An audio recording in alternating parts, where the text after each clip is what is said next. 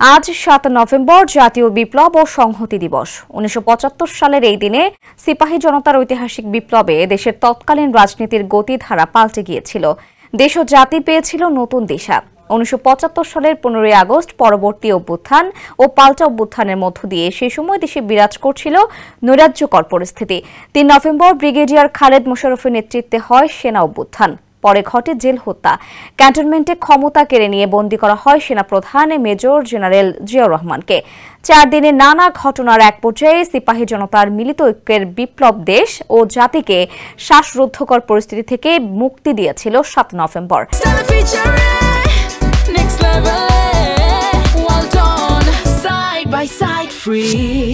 সামরিক বন্দিদশা থেকে মুক্ত হন জিয়াউর রহমান আর সৈনিকদের হাতে প্রাণ হারান ৩ তারিখের অভ্যুত্থানে নেতৃত্ব দেয়া খালেদ মোশাররফ। রাষ্ট্র পরিচালনার দায়িত্ব গ্রহণ এবং রাজনৈতিক উত্থান শুরুর এই দিনটিকে তাই জাতীয় বিপ্লব ও সংহতি দিবস হিসেবে পালন করে বিএনপি।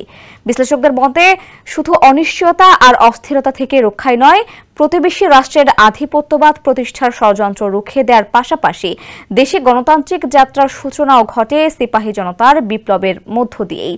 নানা সংকট আর অনিশ্চয়তায় জিয়াউর রহমানের আদর্শ আর ৭ নভেম্বরের ঘটনাবলিতেই উজ্জীবিত হয় বিএনপি।